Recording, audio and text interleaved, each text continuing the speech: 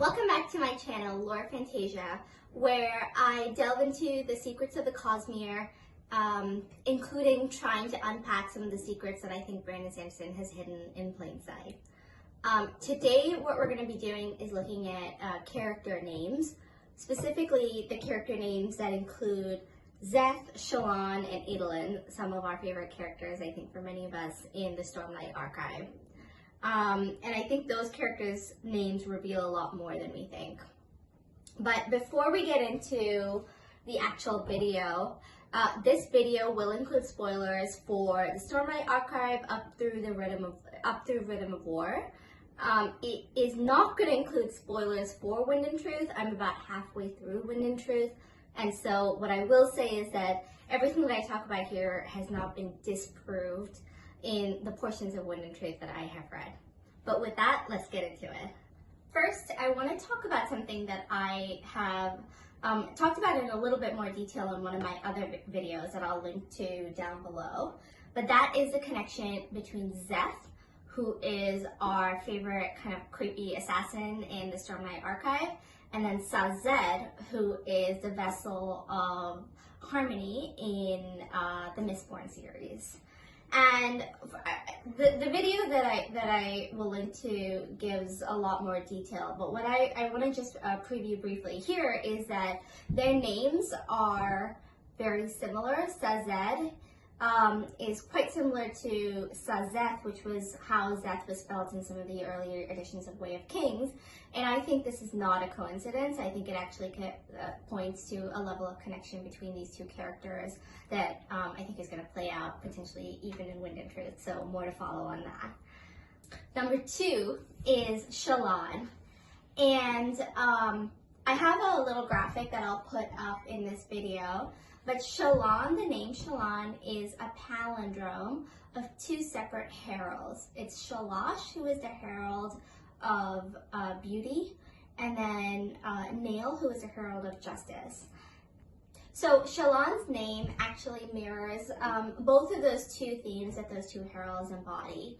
Her arc is all about balance between her connection to art and deception, which Shalash is very much connected with. And then Nail is the Nail is the Herald of Justice, and he is, his personality is really quite similar to one of Shallan's altars, the remaining altar as of the end of Rhythm of War, Radiant, who has this very rigid connection and adherence to law and order.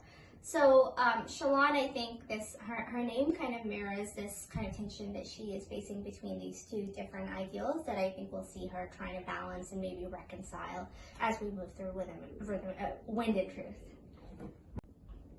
But now I want to get to the best for last, because I want to talk about the fragment Otto, which appears in two separate character names, Adolin and Ba-Otto Mishra.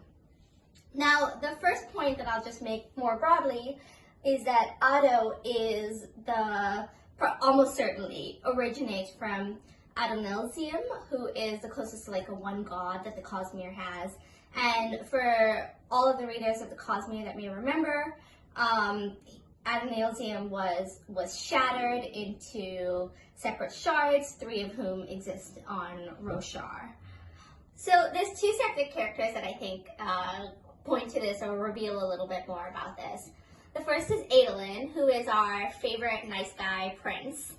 And Adolin is famously, he grapples with himself, is not a Radiant. He's not connected to the Shard of Honor, but he is performing these kinds of acts of magic that we haven't really understood how he's able to do that. And specifically what he's able to do just by being nice guy Adolin is that he has been able to essentially heal Maya, who is his shard blade, or the spren of his shard blade. But I think the way that we're going to see him, this kind of play out is that he is able to do stuff like this because of his connection to the remaining power of Adonelzium on Roshar. And then the next and very different character is Ba-Otto Mishra, who is this evil, maybe unmade, who has been imprisoned She is is known as the Grantor forms, and she also has that little fragment Otto in her name. And we don't know, we're learning more about her in Wind of Truth, no spoilers, but we're learning more about her in Wind of Truth, but we don't know that much about her, or about how she is able to, one, grant forms, especially to Parshendi, but also when she was imprisoned, what that actually has meant in practice. In that vein, I'll say that she's a character that's like kind of tied to like the fundamentals of like Roshar's chaos.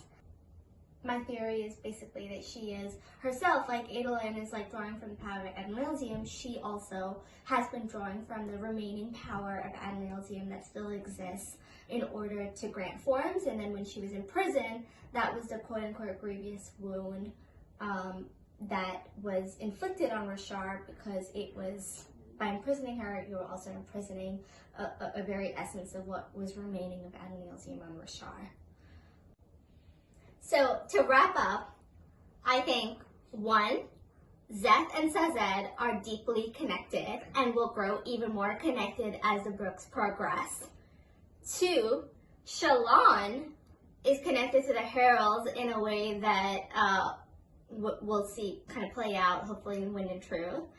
And then 3 is that Admiralsium lives, and both the villain and the potential hero of the story, Adolin and Ba'ado Mishra, are drawing from the power of the remaining power of Admiralsium. So I'm excited to see where that goes.